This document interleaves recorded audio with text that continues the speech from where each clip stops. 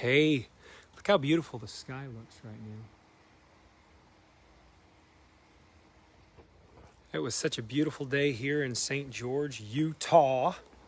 Um, just wanted to, guys, share something with you a little bit touchy-feely for me tonight. Good old friend of mine, one of my very best friends from high school, Jess Freed. She's awesome. And she sent me a text, and it had all these pictures. See, what had happened was when I was a senior in high school, Jess and I were really close friends. And I activated in my religion very heavily and decided that I was going to go on a mission. And Jess was asking questions about what I was doing, and so we got to talking. And obviously, her growing up in Utah, she had had a lot of exposure to my faith, my church, and so I activated heavily in the religion, and then she got baptized into the religion, and I actually baptized her myself, and it was very special to me, just the relationship that we had. And so anyway, I had sent her all these pictures and a letter and a card. I mean, I probably wrote her quite a bit, but I sent her a card and pictures, and from while I was on the mission. And so she must have been, looking through old things and found all this stuff and sent it all to me.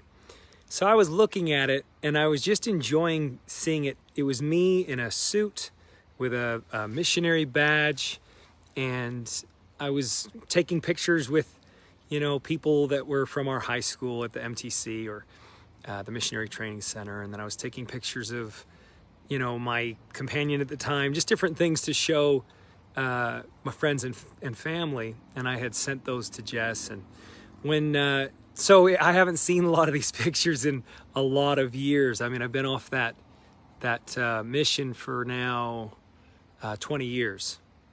And usually, I'm 3.5 years now out of my religion. And usually what happens is you get triggered a lot about a lot of things. You get triggered. And so if I were to see something from my mission, it would actually be very triggering for me, confusing for me emotionally, because I was so certain of what I was doing then, and I was so sure that what I was doing was right and true. And so it becomes very conflicting at a subconscious level, at a conscious level, an emotional level, a spiritual level. It's just so deep.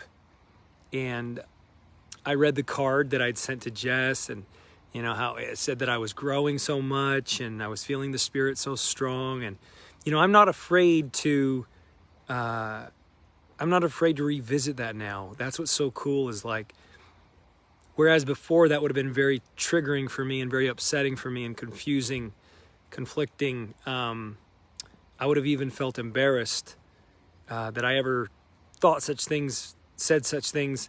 And now I'm okay. I'm okay with it. And I can just be okay that, that was a different Sean.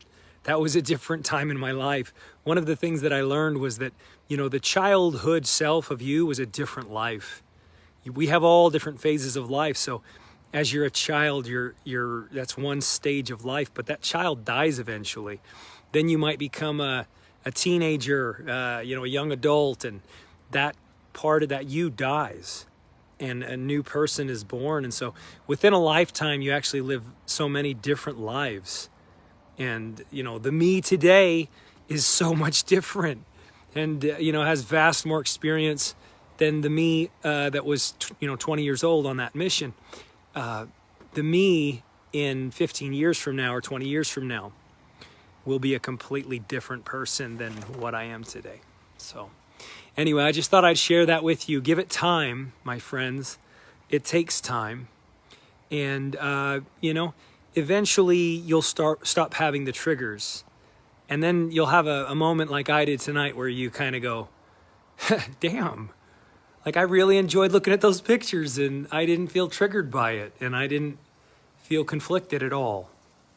And that's a good feeling. And I told Jess that. I said, Jess, I'm so amazed that like that didn't trigger me. And then she says, well, I wouldn't have said, I didn't think about that. I wouldn't have sent it to you if I thought it could trigger you.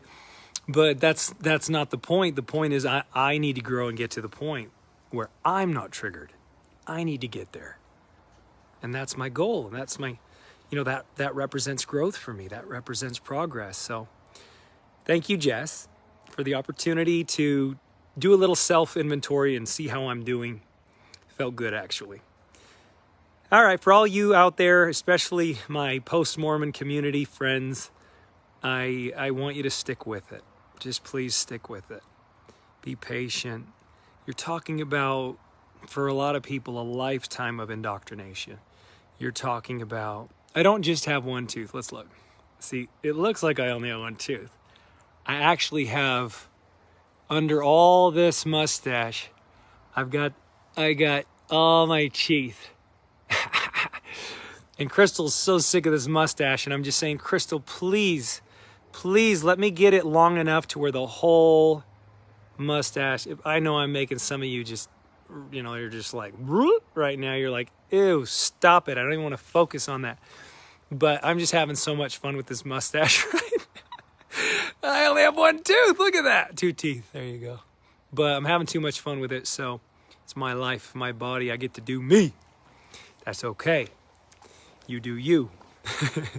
Anyway, hang in there with it, please. Cling to your loved ones tightly. Cling to your loved ones tightly. And in the event that your loved ones aren't there for you right now, there's other people out there. We got your back. Hang in there. We've been there. We felt it. So it's important. It's important that we grow beyond this because we're going to make the world such a better place. Tolerance, diversity. That's good stuff. Love you guys. Bye-bye.